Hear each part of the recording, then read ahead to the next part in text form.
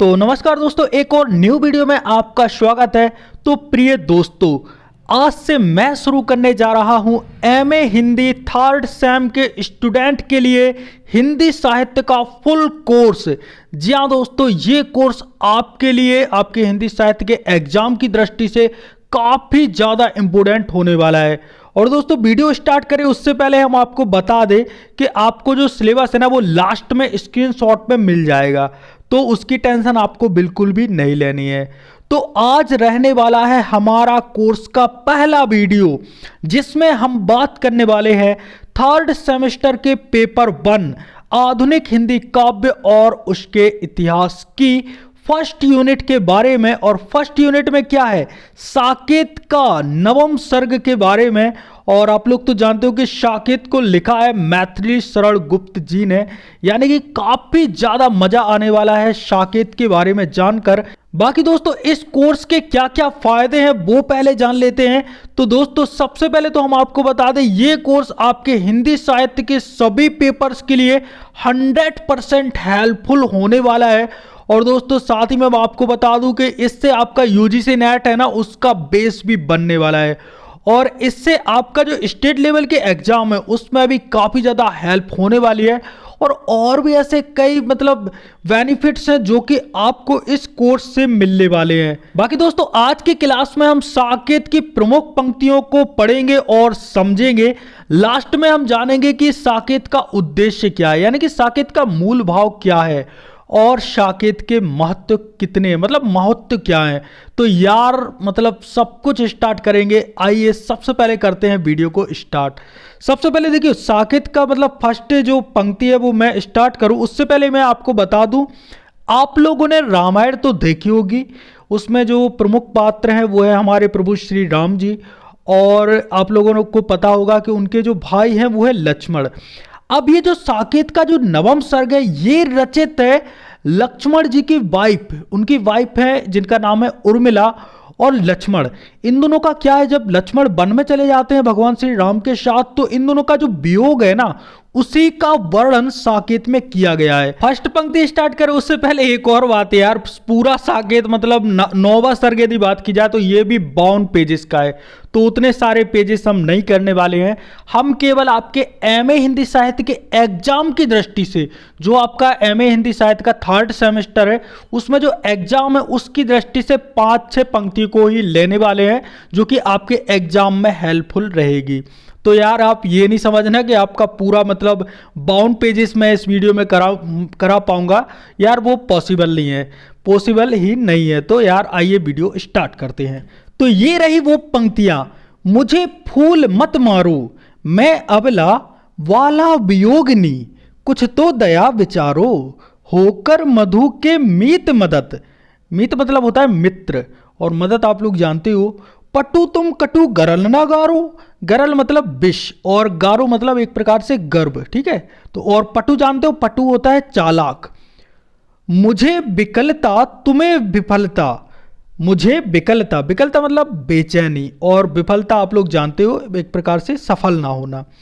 ठहरो श्रम परिहारो, परिहारो त्यागना, श्रम जानते हो, श्रम को त्यागना।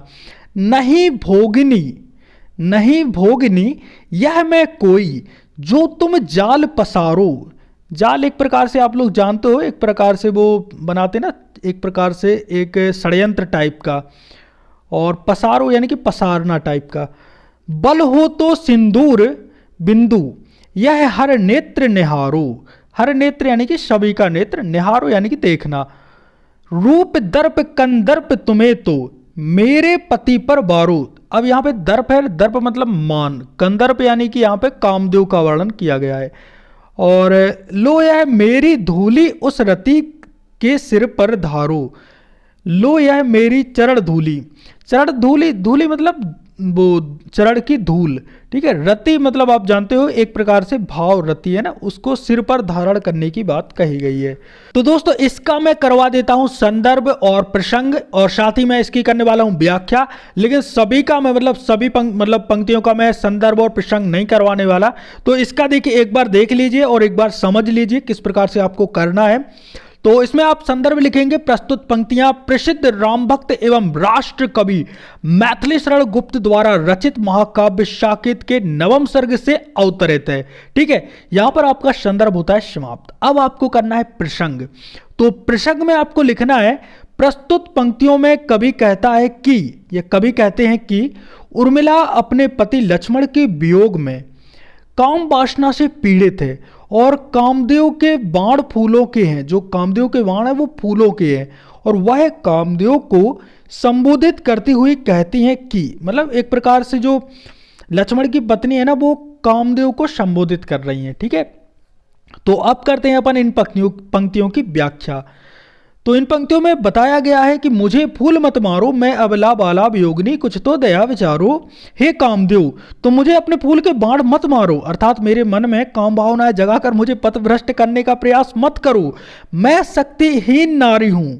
एक प्रकार से देखिए उर्मिला कह रहे हैं कि मैं शक्तिहीन नारी, मुझ में शक्ति नहीं है, युवती होती हुई भी विरहिणी हूं। युवती तो हूं लेकिन यहां उधर इधर उधर भटक रही हूं। अतः मेरी असहाय दशा देखकर मुझ पर कुछ तो दया करो। तुम उस बसंत ऋतु के मित्र हो जो सबको सुख देता है। तुम स्वयं बुद्धिमान भी हो, इसलिए तुम्हें उचित अनुचित का ज्ञान होना चाहिए। तुम मुझ पर भीषण विषना घोलो। देखो आगे क्या लिखा है, होकर मधु के मीत मदद, पटु तुम कटु गरल न गारो। मुझे विकलता तुम्हें विफलता, ठहरो श्रम परिहारो। नहीं भोगनी यह मैं कोई, तुम जाल पसारो। बल हो तो सिंदूर बिंदु हर नेत्र निहारो। तुम मुझ पर भीषण विष ना घोलो, अर्थात मुझे तुम जो भयंकर यातना दे रहे हो तुम्हारे लिए यह कार्य सभी दृष्टियों से अनुचित है। और यदि फिर भी तुम मुझे एक दुख देते हो, मतलब देते हो, तो यह जान लो कि तुम मुझे व्यथित करने का प्रयास करोगे। तुम्हारा यह प्रयास असफल ही होगा। अच्छा यही है कि ऐसे प्रयास के लिए व्यर्थ परिश्रम ना करो। मैं कोई सांसारिक सुखों को भोगने की इच्छा करने वाली नारी या शापिन नहीं हूँ जो तुम्हें अपना यह जाल फैलाने की आवश्यकता हो। कहने का आशय क्या है कि तुम तो उन्हीं नारियों को दुख देते हो जो वासना के वशीभूत होती हैं। मैं तो वासना से बहुत दूर हूँ। अतः तुम्हें ना तो मुझे पीड़ित करने का अधिकार है, ये उर्मिला कह रही है कामदेव से, और ना ही तुम मुझे पीड़ित कर सकते हो। इस पर भी यदि तुम स्वयं को शक्तिशाली समझते हो तो मेरे माथे पर लगे हुए सिंदूर के बिंदु को देखो और इसे शिव का तीसरा नेत्र समझो और समझ लो कि जिस प्रकार शिव के तीसरे नेत्र ने तुम्हें भस्म कर दिया था। यह बात आप लोगों को याद होगी कि शिव जी ने क्या किया था, अपना तीसरा नेत्र खोला था ना, उससे कामदेव भस्म हो गए थे। तो यहां पर उर्मिला भी कह रहे हैं कि जिस प्रकार शिव के तीसरे नेत्र ने तुम्हें भस्म कर दिया था उसी प्रकार मेरा सिंदूर का बिंदु भी तुम्हें भस्म कर देगा। हे कामदेव यदि तुम्हें अपने रूप का घमंड है तो मेरे पति के रूप पर न्यौछावर कर दो, क्योंकि मेरे पति तुमसे बहुत अधिक सुंदर है। यह मेरे चरणों की धूल लेकर उस रति के सिर पर डाल दो जो तुम्हारे भस्म होने पर भी जीवित रही और अपने रूप पर गर्व करती रही। आशा यह है कि तुम्हारी पत्नी रति भी मेरे सामने अत्यंत तुच्छ है, क्योंकि तुम्हारे भस्म होने की भी उसने तनिक चिंता नहीं की। मतलब एक प्रकार से पति मर गया फिर भी रति को कोई चिंता नहीं, यहां पर समझा रही है उर्मिला। तथा अपने रूप यौवन पर इठलाती हुई जीवित रही। उसने पत्नी धर्म को कलंकित किया, जबकि मैं पत्नी धर्म की रक्षा के लिए पल पल जल और गल रही हूं। लो यह मेरी चरण धूली उस रति के सिर पर धारो। तो यहां पर हमारी व्याख्या होती है समाप्त। अब इसमें विशेष क्या है, जो पंक्तियां है ना उनमें यह माना जाता है कि कामदेव अपने 5 बाणों जो कि फूलों के होते हैं युवक और युवतियों को इन 5 बाणों से क्या करती है, पीड़ित करती है। तो आप लोग भी समझ लो, ये जो पढ़ाई हो रही है ना ये आपके एमए के लिए तो इम्पोर्टेंट है, ये साथ में आपकी लाइफ के लिए भी इम्पोर्टेंट है कि किस प्रकार से आपको अपनी इन वासनाओं पर नियंत्रण पाना है। यहाँ से आप लोग बहुत कुछ सीख सकते हो, एक नैतिक एक जिम्मेदार आदमी बन सकते हो। यदि इनमें से एक भी पंक्ति आपको समझ में आ गई ना, आपके दिल में अंतरात्मा में चली गई ना, तो समझ लो आपका जीवन का उद्धार हो जाएगा। तो अब बात करते हैं नेक्स्ट। निरखि सखी ये खंजन आए। निरखि मतलब होता है देखना या निहारना। खंजन मतलब पक्षी। खंजन जानते हो ना, खंजन एक प्रकार से पक्षी को खंजन कहा जाता है। तो यहाँ पे क्या हो रहा है कि जो मतलब उर्मिला है वो अपने पति लक्ष्मण के वियोग में व्याकुल। उर्मिला अपना मन बहलाने के लिए शरद ऋतु का वर्णन करती हुई अपनी जो सखी है उनसे कहती हैं कि निरखि सखी, निरखि मतलब देखना, सखी को देखकर कहती हैं कि ये खंजन आए, खंजन यानी कि पक्षी आए, फेरे उन मेरे रंजन ने, नैन इधर मन भाए। यानी कि वर्षा ऋतु के बीत जाने पर और शरद ऋतु के आने पर खंजन पक्षी दिखाई देने लगे। उन्हें देखकर उर्मिला अपनी सखी से कहती है कि हे सखी देखो खंजन पक्षी आ गए।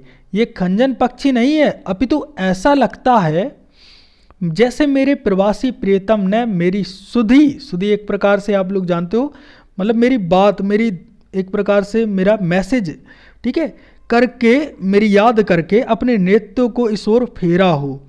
धरती पर फैली हुई धूप धूप नहीं है, बल्कि मेरे प्रियतम के शरीर का सौंदर्यजनक आलोक है। पहला उनके तन का आतप मन से सर सरसाए, मन से सर सरसाए। अब एक प्रकार से सरसाए यानी कि सारस पक्षी को यहाँ पे सरसाए कहा गया है। और सरोवरों में जो सुषमा भरी जो सरसता दिखाई देती है, ये उन्हीं के प्रेम भाव सरस होकर खिल उठे हैं। मेरी सुधि करके वे वन से इस ओर घूमे हैं, इसी कारण ये हंस उड़ उड़कर यहाँ आए हैं। घूमे बे इस ओर वहां, ये हंस यहाँ उड़ छाए, करके ध्यान आज इस जन का निश्चय वे मुस्कुराए। और फूले उठे हैं कमल अधर से, ये बंदूक सुहाए।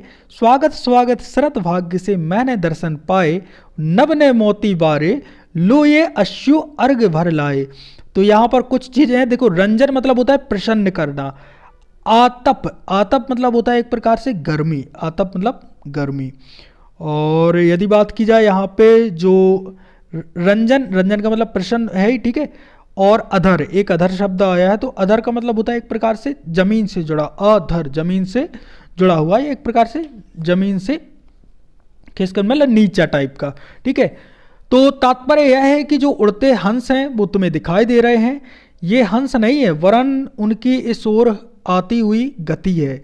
सरोवरों में जो सरोवर है ना, उनमें जो कमल फूले हुए दिखाई देते हैं, जो खिले हुए जो बंदूक पुष्प दिखाई देते हैं, ये ना तो कमल है और ना ही बंदूक पुष्प हैं, अपितु मुझे बिरहड़ी का ध्यान करके मेरे प्रियतम निश्चय की प्रसन्नता से मुस्कुरा उठे हैं।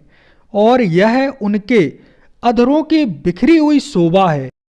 तो ऐसे में उर्मिला शरद ऋतु को बहुत ही प्रसन्न मन से कहती हैं कि हे शरद ऋतु, मैं तुम्हारा हार्दिक और उत्साहपूर्वक स्वागत करती हूँ। बड़े ही भाग्य से मुझे तुम्हारे दर्शन प्राप्त हुए। तुम्हारे स्वागत में आकाश, ओश और बिंदुओं का रूप मैं तुम पर जो मोती हैं उनको न्योछावर करता रहता है, और मैं आंसुओं के रूप में तुम्हें क्या करता है, स्वागत का जल अर्पण करते हो। मतलब आंसुओं से जल अर्पण कर रही हैं उर्मिला जी लक्ष्मण जी को, ठीक है। तो इस प्रकार से शरद ऋतु का वर्णन किया गया है। तो अब बात करते हैं नेक्स्ट, शिशिर ना फिर गिरी वन में। शिशिर मतलब शिशिर ऋतु को संबोधित करते हुए जो विरह विदग्धा उर्मिला है वो कहती हैं कि हे शिशिर, तू पतझड़ की खोज में पर्वतीय वनों में ना घूम, ना फिर गिरी वन में, ना फिर गिरी वन में, यानी कि पतझड़ की खोज में पर्वतीय वनों में ना घूम, ठीक है। जितना मांगे पतझड़ दूंगी मैं इस निज नंदन में। निज मतलब अपना स्वयं का, और मैं अपने इस नंदन वन के समान सुंदर शरीर में ही जितना पतझड़ तुझे चाहिए दे दूंगी। जितना भी तू मांगे, जितना मांगे पतझड़ दूंगी मैं इस निज नंदन में, ठीक है। जितना कंपन तुझे चाहिए, और तू मुझे बता के तुझे कितना कंपन चाहिए, जितना भी कंपन तुझे चाहिए ले मेरे इस तन में। जितना भी कंपन तुझे चाहिए ना उतना तू मेरे शरीर से ले ले, ठीक है। सखी कह रही है कि पांडुरता, जो पांडुरता है वो क्या कहला, एक प्रकार से जंगली आलू की बेल को कहते हैं, ठीक है। एक प्रकार से मतलब एक 12 मासी को बोलते हैं अपन पांडुरता। सखी कह रही है कि पांडुरता का क्या अभाव आनन में। आनन मतलब होता है मुख, ठीक है। आनन यानी कि मुख। तुझे जितना भी, पांडुरता एक प्रकार से पीलापन भी बोल सकते हैं, तुझे जितना पीलापन चाहे वो है मेरे इस मुख से ले ले, क्योंकि सखी का कहना है कि मेरे मुख पर पीलेपन की कोई कमी नहीं है। वीर जमा दे नयन नीर, यदि तू मानस भाजन में, तू मोती सा मैं आकिंचना। आकिंचना मतलब कर्म से शून्य, रख्यूं उसको मन में। और भाजन यानी कि एक प्रकार से बांटना, ठीक है। भाजन यानी कि बांटना। तो आगे उर्मिला कहती है कि हे भाई, यदि तू अपनी सर्दी से मेरे बहते हुए आंसुओं को मेरी आंखों में जमा दे, तो मैं निर्धन दीनहीन उसे अपने हृदय में अमूल्य मोती की तरह संभाल कर रख लूंगी। आगे कहते हैं कि तो मोती सा मैं अकिंचन रखूं उसको मन में, मतलब अपने हृदय में रख लूंगी। हंसी गई रो भी ना सकी मैं अपने इस जीवन में, हंसी गई रो भी ना सकी मैं अपने इस जीवन में। उत्कंठा, उत्कंठा एक प्रकार से, उत्कंठा बोलते हैं बेचैनी को, एक प्रकार से तीव्र अभिलाषा को, ठीक है। इसको बोलते हैं उत्कंठा। उत्कंठा है देखूं फिर क्या हो भाव भुवन में। अब तो मुझे ऐसा कर दे कि मैं रो भी ना सकूं, मेरे हृदय में आज यह जानने की तीव्र इच्छा है कि जब भी मैं रो ना सकूं तो मेरे इस भाव रूपी संसार में क्या शेष रह जाएगा। इस प्रकार से उर्मिला जी शिशिर ऋतु को संबोधित कर रही हैं। तो अब बात करते हैं नेक्स्ट। सखी में भव कानन में निकली, बन के इसकी वह एक कली, खिलते खिलते जिससे मिलने उड़ आ पहुंचा हिम हेल अली। एक प्रकार से कली है और अली है। तो देखो सबसे पहले कानन, कानन मतलब होता है घना वन। हेम, हेम यानी हिम। और अली जो है ना, अली यानी होता है, देखो बड़ी की मात्रा है अली है तो उसका मतलब है सखी सहेली। और यदि छोटी अली मतलब होता, यदि मतलब ऐसे होता छोटी अली की मात्रा, तो उसका मतलब होता है एक प्रकार से भंवरा या भौरा, ठीक है। तो ये दोनों आपको याद करना है, मतलब समझना है। उर्मिला अपनी सखी से कह रही है कि हे सखी, मैंने संसार रूपी उपवन में एक कली के रूप में जन्म लिया था। मैं अभी खिली ही थी कि एक सुनहरे रंग वाला भ्रमर उड़ता हुआ मेरे पास आया। मैंने मुस्कुराकर उसका स्वागत किया, तभी न जाने कौन सी ऐसी हवा चली कि वह छलिया भ्रमर, देखिए मुस्कुराकर अरी लिया उसकी, तब लो, लो यानी हवा, यह कौन बयार, बयार यानी हवा। देखो लो यानी भी हवा और बयार यानी भी हवा होता है। देखो बोले है ना, वो लाल दुपट्टा उड़ गया रे मेरे हवा के झोंके से, तुझको बया ने देख लिया हाय रे झोंके से। मतलब उसमें बैरन हवा के, बैरन मतलब एक प्रकार से हवा ही होता है, ठीक है।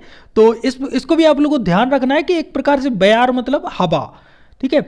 पथ देख जियो कहे गूंज यहाँ किस और गया वह छोड़ चली, छोड़ छली, चढ़ी यहाँ चली नहीं है, छोड़ छली, छली यानी भी यहाँ पे छलना टाइप का है। एक प्रकार से जो हवा है ना वो भी उर्मिला को छल रही है।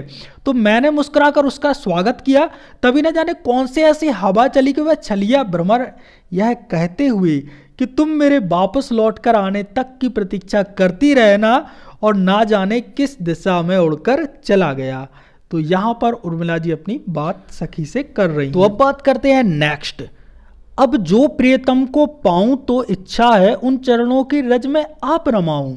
यानी कि एक प्रकार से रज आप लोग जानते हो, ठीक है, प्रियतम ये भी आप लोग जानते हो। तो क्या हो रहा है कि उर्मिला जो मतलब कवि ने उर्मिला के प्रियतम से मिलने की तीव्र जो उत्कंठा है, ठीक है, उसका स्पष्ट रूप से एक प्रकार से वर्णन किया है कि यदि अब की बार मुझे प्रियतम मिल जाएं तो मेरी यह इच्छा है कि उनके चरणों की धूल में, ठीक है, देखो उन चरणों की रज में आप रमाऊं, उन चरणों की धूल में अपने आप को लीन कर दूं। आप अब नहीं बन सकूं कहीं तो क्या कुछ देर लगाऊं, मैं अपने को आप मिटाकर जाकर उनको लाऊं। यदि मैं स्वयं की अबनी बन सकूं, एक प्रकार से जिसकी बाधा के कारण प्रियतम से नहीं मिल सकती वो अबनी कहलाती है, तो मैं उससे कुछ देर भी नहीं लगाऊंगी और अविलंब अपने आप को भी मिटा दूंगी, यानी कि अपने आप को नष्ट कर दूंगी। अपने प्रीतम को जा करके ले जाऊंगी। वह अपने प्रिय के लिए अपने जीवन का भी उत्सर्ग कर सकती है। ठीक है, यहाँ पर ये इसी भाव को प्रस्तुत किया गया है। उषा सी आई थी जग में, संध्या सी क्या क्या जाऊं, शांत पवन से वे आवे, मैं सुरभि समान समाऊं। मेरा रोदन मचल रहा, कहता है कुछ गाऊं, उधर गान कहता है रोना आवे तो मैं आऊं। और इधर अनल है, इधर अनल, अनल मतलब एक प्रकार से अग्नि। ठीक है, और मचल आप लोगों इसमें मचल था ना ऊपर, तो मचल यानी कि बेचैन, सुरभि यानी कि सुंदर, तो अनल मतलब एक प्रकार से अग्नि। तो इधर अनल है, अनल यानी अग्नि, आग है। और उधर जल हाय किधर मैं जाऊं, प्रबल, प्रबल यानी तेज, तीव्र, प्रबल बाष्प फट जाए, ना यह घट कहे हो हा खाऊं, घट यानी देह। ठीक है, तो इसको मैं पूरा मतलब एक प्रकार से पूरा है ना उसको डीपली एक प्रकार से मैं आप लोगों को व्याख्या आपको बता देता हूँ। ठीक है, तो अब जो प्रीतम को पाऊं तो इच्छा है, यहीं से मैं स्टार्ट कर रहा हूं। तो यदि अब की बार मुझे प्रीतम मिल जाए तो मेरी यह इच्छा है कि उनके चरणों की धूल में अपने आप को लीन कर दूं।